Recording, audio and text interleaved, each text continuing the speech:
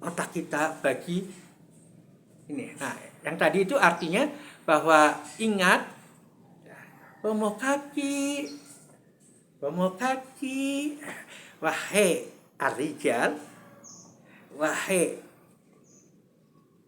papa, papa pupu, bukan papa pupu. Apa? Podo dipun eling, harus diingat. Semua ingat-ingat. Ing pitutur ingon pada nasihat orang. Kita tahu ya bahwa pitutur, nasihat, kita sudah terangkan, nasihat pitutur adalah nasihat adinu nasihah, bahwa agama adalah pitutur. Dan itulah yang dilakukan oleh para apa namanya? Para wali songo, para itu. Saya beri catatan bahwa jangan Anda sinis terhadap mereka-mereka yang memang menggerakkan dakwah masa lalu di Indonesia. Bukan mereka tidak paham bahasa Arab, mereka memang menggunakan bahasa setempat karena kan untuk dakwah kan biukulihim. Biukulihim itu dengan akal budi mereka. Akal budi lahirnya adalah budaya. Jadi mereka menggunakan budaya. Nah, kalau kualitas mereka ya bisa dilihat lah di Universitas Kairo, di Universitas Al-Azhar dan sebagainya. Kitab-kitab mereka banyak di sana. Diakui sebagai kitab-kitab luar biasa.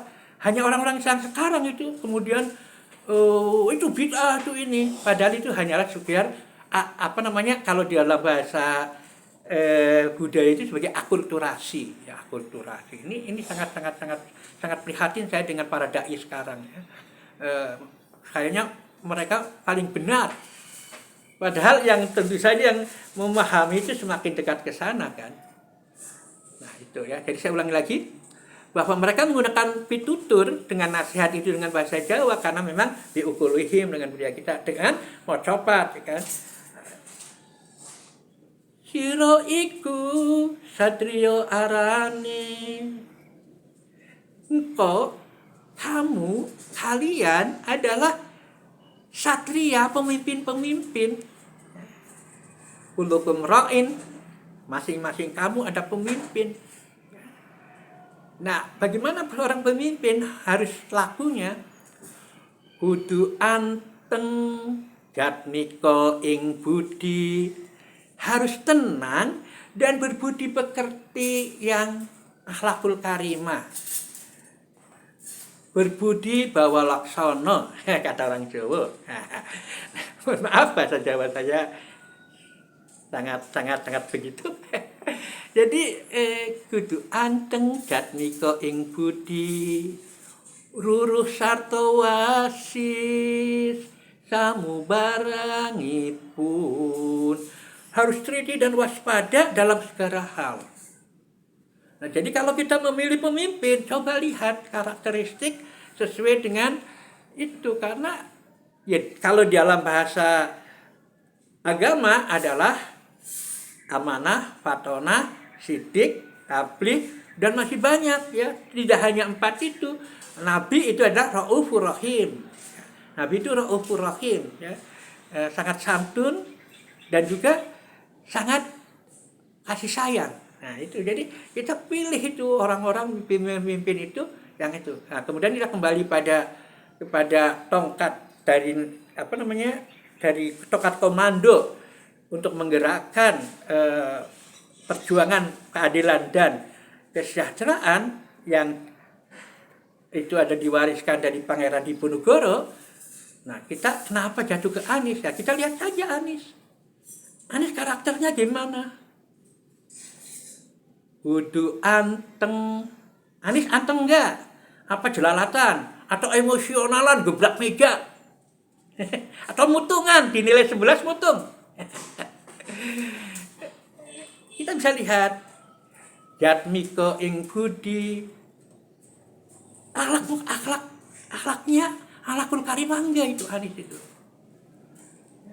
Dengan senyum, dengan apakah berbeda. Rurus sarto wasis, dia itu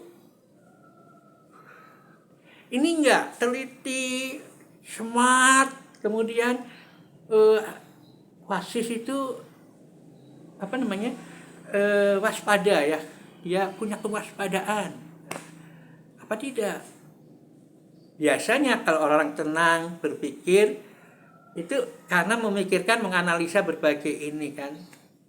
Dan seperti saya katakan, itu bisa saja mendapatkan tantangan ya, harus mendapatkan harus menghindari pantangan-pantangan ya. Kalau pantangan dari tadi, kalau tongkatnya di Ponorogo itu pantangannya juga kita harus pahami, dan salah satu yang membuat di Ponorogo gagal adalah terkait dengan masalah Nyonya Cina itu. Nah, jadi hati-hati, yang harus dilakukan oleh pasukan Abah adalah bagaimana menjaga Abah tidak tergoda dengan tahta, harta, wanita. Ini harus betul-betul dijaga. Kalau tahta, Anies itu bukan orientasi jabatan ya, apa saja ya. Ketika setelah jadi menteri langsung nggak punya apa-apa, mau saja ceramah, jadi blogger, jadi youtuber, ya kan? Tidak. Yang penting karena saya kenal, karena kita sudah sering mendengarkan ceramah Anies, itu memang orangnya yang penting bermanfaat. Yang penting bermanfaat. Ingat lagu Oma? Hirup urip iku urup, urip iku urup, urip iku urup, urip iku urup. Nah, itu yang sangat dasar. Harunas man fa'alinas.